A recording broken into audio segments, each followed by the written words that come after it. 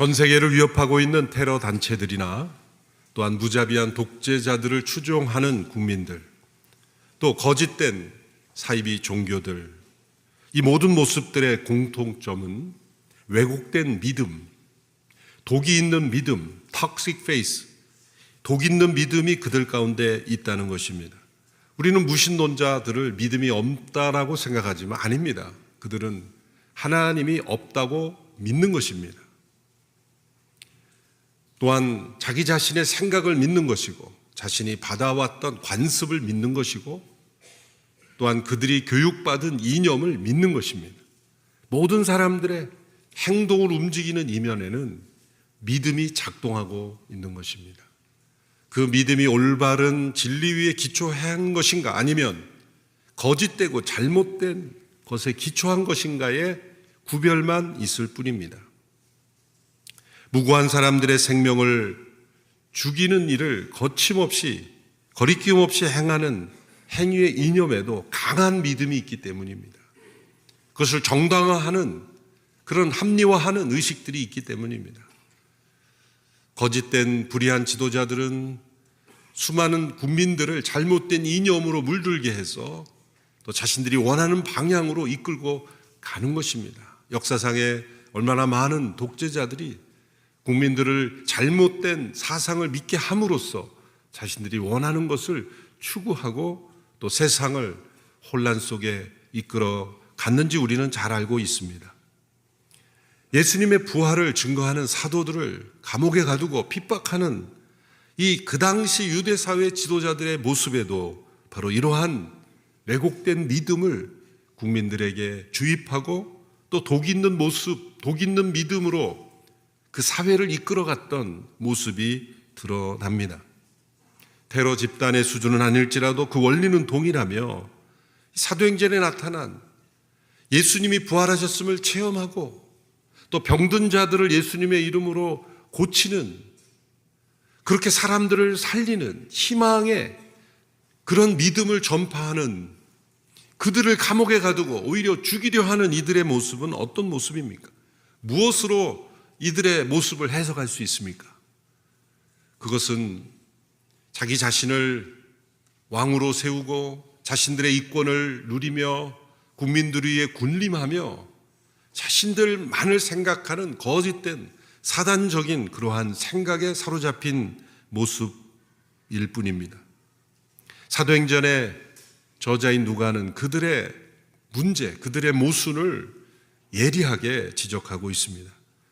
첫째로 그들은 그 마음에 시기심이 가득했습니다. 불의한 지도자일수록 시기심이 가득합니다.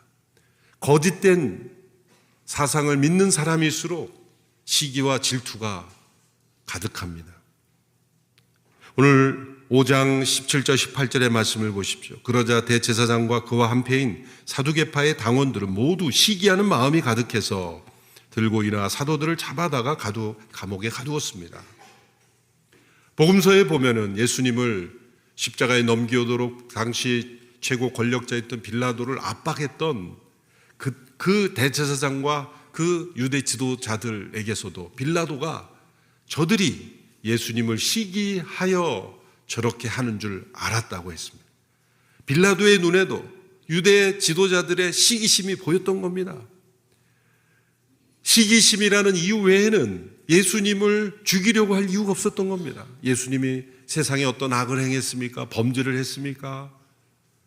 기적을 통해 사람들을 먹이고 질병을 치유하고 사람들을 하나님의 진리로 교훈하며 삶을 변하게 하는 선한 영향력을 끼쳤을 뿐인데, 그 영향력이 점점점 강해지자 자신들의 악한 그 세력이 무너질까 봐 시기심을 작동하여 그들이 하나가 되어 예수님을 십자가에 못 박았던 거죠. 지금 예수님을 전하는 이 사도들을 죽이려는 이들도 동일하게 원리가, 시기심이 여전히 가득했던 것입니다.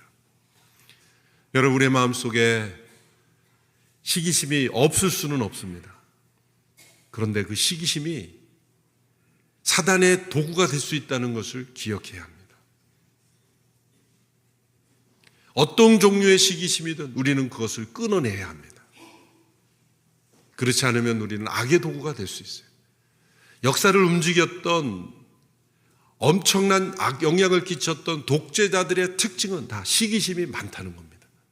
정적을 제거하고 그리고 자신을 위협할 수 있다고 생각하는 사람 무조건 다 제거하는 거죠. 다 시기심입니다. 시기심 외에 다른 이유가 없습니다. 세상에 악한 영향을 미쳤던 독재자들의 공통점이 바로 시기심이에요. 바로 이 대제사장과 이 사두개인들의 그 숨겨진 동기가 시기심이었다는 거죠. 겉으로는 여러 가지 이유로 포장하지만 그러나 원인은 시기심입니다. 시기심이 가득한 사람이 지도자가 될수록 그 사회는 불행해집니다. 시기심이 많은 사람일수록 한 사회의 리더가 될수록 그 사회는 불행해지는 거예요. 우리가 지도자들을 뽑을 때 시기심이 있는 사람인가 없는 사람인 걸 봐야 됩니다. 여러분이 직장과 일터에서 누군가를 승진시킬 때 저 사람이 시기심이 있는 사람인가 없는 사람인가를 봐야 돼요. 때로는 그 시기심이 있는 사람은 굉장히 유능해 보입니다. 열정적이 보입니다. 열심히 일하는 것처럼 보입니다. 그러나 열심에 속으면 안 됩니다. 결국 자기만 잘 되고 자기만 살아남고 주변의 모든 사람들은 다 죽이는 독초와 같은 인물이 되는 것이죠. 둘째로 그들은 또한 진실을 왜곡하려고 했습니다. 28절의 말씀을 보면 대제사장이 이렇게 말합니다. 우리가 예수의 이름으로 가르치지 말라고 단단히 주의를 주지 않았느냐. 그런데 너희는 온 예루살렘을 너희 가르침으로 가득 채우고 이 사람의 피에 대한 책임을 우리에게 뒤집어 씌우려고 하는구나. 이 마지막 말에 이 사람의 피에 대한 책임이란 말은 뭡니까? 예수님의 죽음에 대한 책임입니다.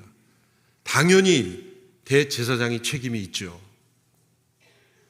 대제사장 안나스와 가야바, 그의 후손들, 대제사장의 가문이 중심이 되어서 예수님을 십자가에 못 박도록 빌라도를 압박했지 않습니까? 빌라도는 3번씩이나 풀어주려고 했어요. 복음서에 보면 3번씩이나 공언했어요. 재판 과정에서. 내가 보니 이 사람은 죄가 없다. 내가 보니 이 사람은 찾을 수가 없다.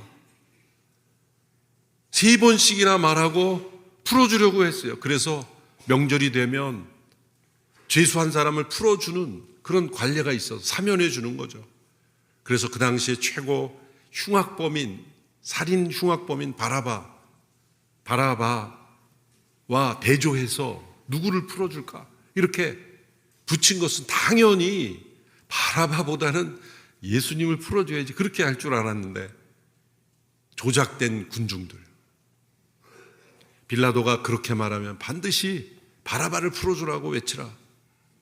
지도자들이 국민들을 돈으로 매수했든지 아니면 압력을 가했든지 소리치게 만들어서 군중 심리를 만들어가지고 바라바를 풀어줬던 거 아닙니까? 예수님의 죽음에 대한 책임은 분명히 그들에게 있음에도 그들은 진실을 왜곡했죠. 이 사람들이 우리에게 그 책임을 떠넘기려고 하는구나.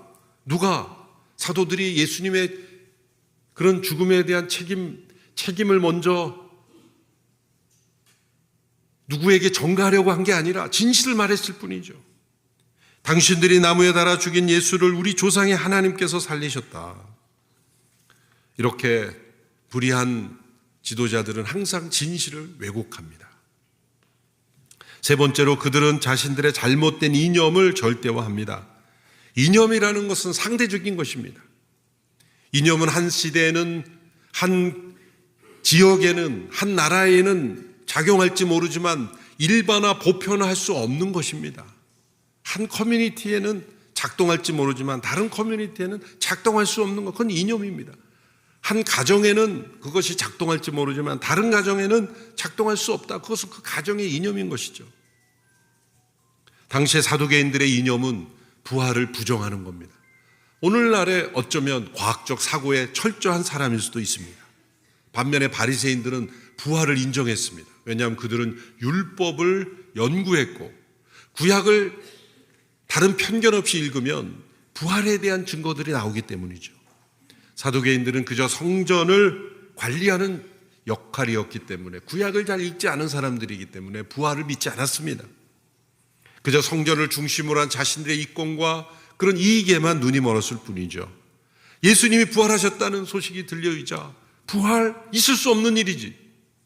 예수님이 부활했다는 소식은 그들의 이념을 무너뜨리는 것이기 때문에 그들은 받아들일 수가 없었습니다. 그래서 더욱 사도들을 핍박하려고 했던 것입니다. 자, 이렇게 잘못된 이념을 절대화하고 이런 왜곡된 거짓 위에 세워진, 그리고 그 속에는 시기심이 가득한 이러한 잘못된 종교 권력으로 인해서 사도들은 핍박을 받았습니다.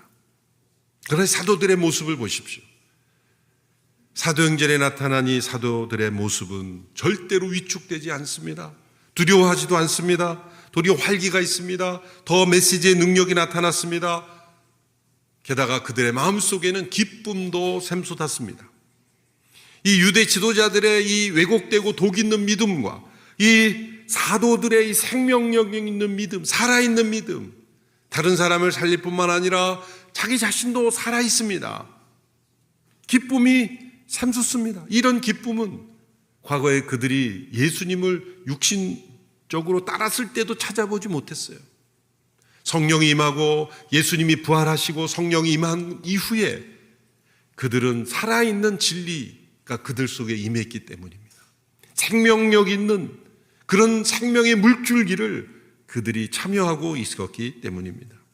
여러분, 단순한 용기로는 이러한 그 당시의 권력자들에게 대항할 수가 없습니다.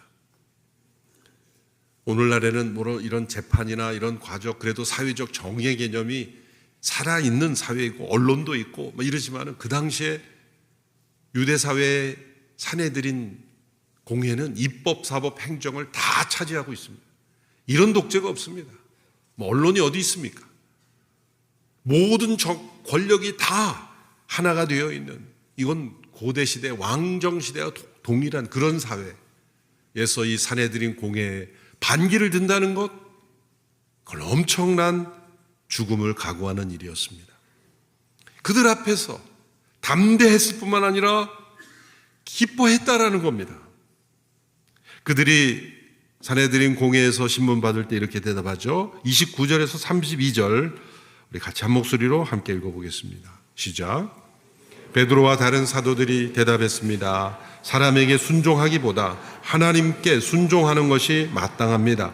당신들이 나무에 달아 죽인 그 예수를 우리 조상들의 하나님께서 살리셨습니다. 하나님께서는 이스라엘에게 회개와 재용서를 주시려고 예수를 그분 오른편에 높이셔서 왕과 구세주가 되게 하셨습니다. 우리는 이 모든 일의 증인이고 하나님께서 그분께 순종하는 사람들에게 주신 성령 또한 그 일들의 증인이십니다. 사도들이 모든 상황을 이기며 담대하며 기뻐할 수 있는 이유가 나옵니다. 첫째로 그들은 하나님께 순종하고 있다는 확신을 가지고 있었기 때문입니다.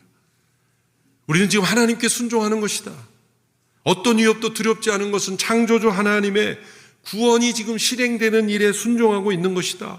하나님께서 예수 그리스도를 통해 사람들을 회개하게 하시고 죄사함의 은총을 주시고 다시 살리시는 일에 우리를 지금 사용하고 계시는 것이다. 이 확신이 있을 때 그들은 담대할 수 있었습니다. 우리가 예수님을 믿고 또한 사람들에게 예수님을 믿으라고 전하는 일이 진정 사람을 살리는 그런 하나님의 일이라는 확신이 우리에게 있어야 합니다. 내가 예수님을 믿음으로 변화된 삶을 되돌아보십시오. 누군가 예수님을 믿고 변화된 그런 그 근거들을 살펴보십시오. 하나님께 순종하는 것이 얼마나 행복한 일인지에 대한 확신이 있어야 됩니다. 하나님 없이 살아갔을 때의 삶을 한번 되돌아보면 됩니다. 그 삶이 과연 행복했는지. 어떤 분들은 예수 믿으라 그러면 얽매이는 게 너무 부자연스럽다. 난 그냥 자유롭게 살고 싶다라고 말하는데 이런 질문은 그게 진짜 자유로운 삶이었는지 생각해 봅시다. 우리는 내 마음대로 사는 것이 자유라고 말하지만 무엇인가에 얽매여 사는 인생이 아니었습니까? 내 마음대로 살지 못하는 신앙생활인 것 같지만 하나님을 경외하고 순종하는 삶이 진정 자유로운 삶인 것을 우리는 확신할 수 있어야 합니다. 음악을 보면은 이런 챔버나 노래나 연주를 하잖아요. 탁월한 연주자들은 자유롭게 연주를 하죠. 악보도 없이. 제가 감동을 받아서 저도 한번 해봅시다 그래서 올라와서 그 악기를 저도 한번 자유롭게, 모든 분들이 나가버리겠죠. 똑같이 자유롭게 했는데 차이점이 뭡니까? 연주자들은 그 연주 속에 뭐가 들어있는 거예요? 악보가 들어있는 거예요. 악보가. 철저하게 그 악보에 자신과 자신을 하나 되게 하는 그 끊임없는 그 악보에 자신을 순종시키는 건 아니겠습니까? 그래서 하나가 될 정도로 끊임없는 순종을 통해 하나가 될 때 그 연주가 아름다운 화음을 내는 거죠. 악보도 하나도 보지 않은 사람이 그냥 아무 악기나 가지고 막 연주하면 그냥 자유로운 겁니까? 우리의 삶이 내가 살고 싶은 대로 막 사는 것이 자유라고 말하지만 그게 아닙니다. 엉망진창인 거죠. 하나님께 순종하는 삶이 나의 자유를 잃어버린 것 같지만 진정 자유롭다고 하는 거예요. 운동 경기도 해보면 운동 평소에 안 하는 분이 이렇게 어떤 운동이나 해보려면 얼마나 부자연스럽습니다. 체조 하나를 해보도요, 자세가 안 나와요. 능숙한 훈련을 한 사람들은 체조를 하면 그 몸이 움직이도 얼마나 자유롭게 움직여집니까? 뭐가 자유로운 것일까요? 끊임없는 연습을 통해 몸을 훈련하는 사람이 자유로운 것일까요? 프로축구 선수들을 보면 그냥 원하는 대로 툭툭 참 원하는 대로 가죠. 그게 쉽게 되는 게 아니죠.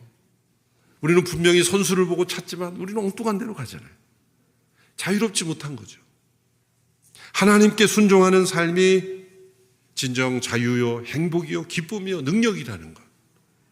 지금 예수님을 통해 회개와 죄 사함을 주시는 이런 놀라운 구원의 역사가 진리였기 때문에 복음이 오늘 우리에게까지 전해진 것이고, 우리나라가 구습과 이런 말도 못하는 가난과 질병 속에 있었을 때 대한민국이 어떻게 이것으로부터 자유로워졌습니까?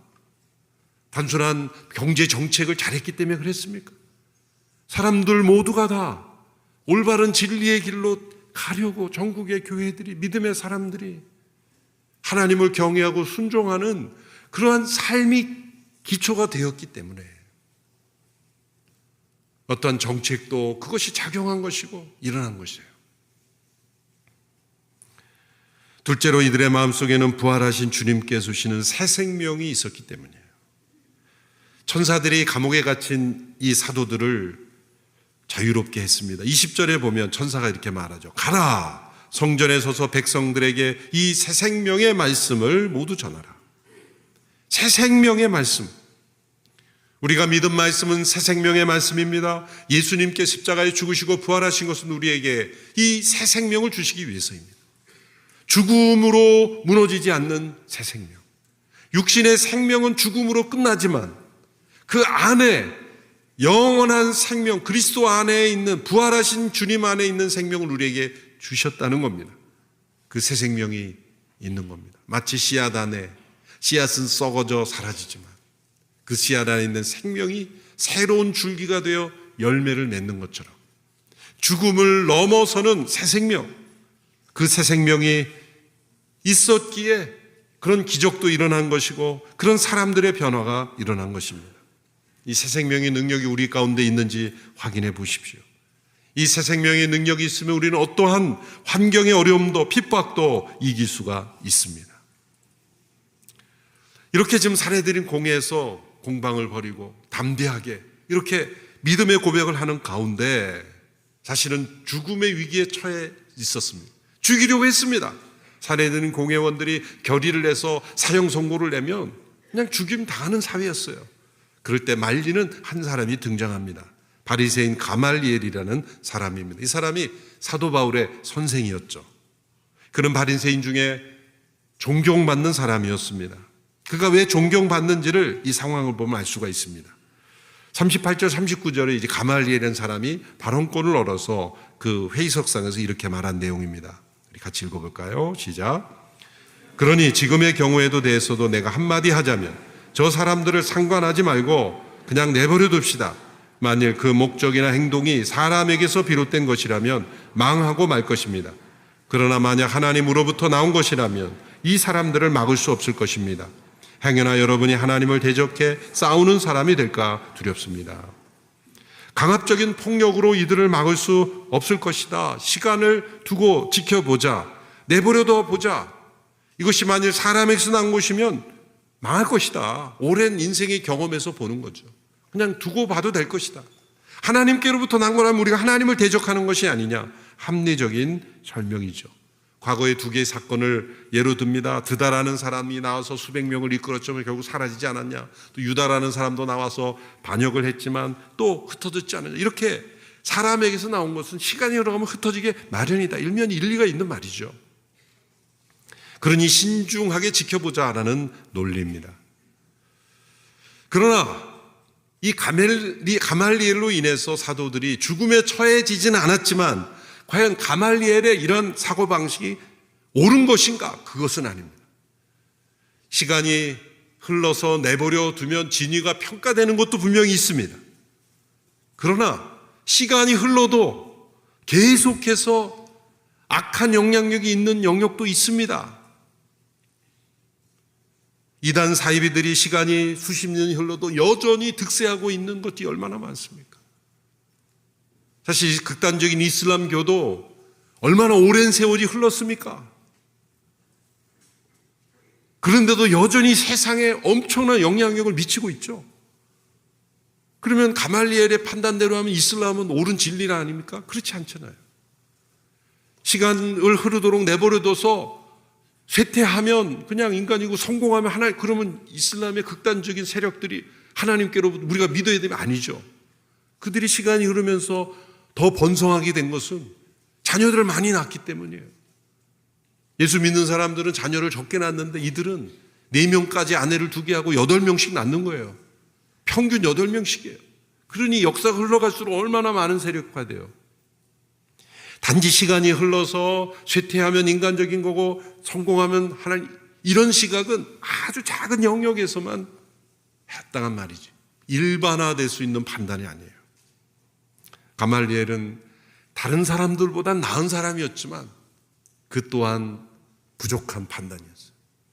이미 사도들을 통해 나타난 일들만을 보고도 이게 하나님에서 났는지 사람에게서 났는지를 판단할 수 있었기 때문이죠. 성전에서 한 번도 걷지 못한 사람이 걷게 되고, 사람들이 베드로가 지나가는 그림자라도 할까 병자들을 길거리에 누이고, 수많은 사람들이 살아나는 이 표적과 기사가 어떻게 사람에게서 난 일입니까? 죽은 자 가운데 다시 살아나신 예수님을 전하는 일이 어떻게 사람에게서 난 일입니까? 가말리엘은 매우 신중했지만 그 또한 인간적인 판단에 머물렀을 뿐입니다. 오늘날에도 예수님을 믿지 않는 분들 가운데 이런 신중론자들이 많죠. 지켜보자. 믿을만 하면 시간이 흘러갈수록 더 증가할 것이고 믿지 못하면 쇠퇴할 것이다. 문제는 우리의 인생이 그렇게 길지 않다는 거예요. 이미 역사 속에 2000년 이상의 오랜 역사 속에 무엇이 더 올바른 진리이고 무엇이 더 우리가 따라야 될 진리인지가 나타났어요. 성경이 보급된 사회가 어떻게 사회가 건강하게 변해야 됐는지, 성경이 가르쳐지지 않았을 때 어떻게 사회가 망가졌는지 이미 역사 속에 다 증거가 나왔지 않습니까? 더 이상의 무슨 증거가 필요하겠습니까? 지금 일어나는 일이 사람의 일인가 하나님의 일인가 구분할 수 있는 두 가지 질문을 던져보면 됩니다. 첫째, 지금 일어나는 일을 이성으로 이해하고 설명할 수 있는가? 새 생명의 역사는 이성으로 다 설명이 안 됩니다. 이성을 무시한다는 게 아닙니다. 과학을 부정한다는 게 아닙니다. 이성과 과학으로 설명할 수 없는 그러한 영역의 일들이 있다는 거죠. 둘째로, 지금 일어나는 일에 참여하고 있는지 어떤 상황에서도 기뻐할 수 있는가?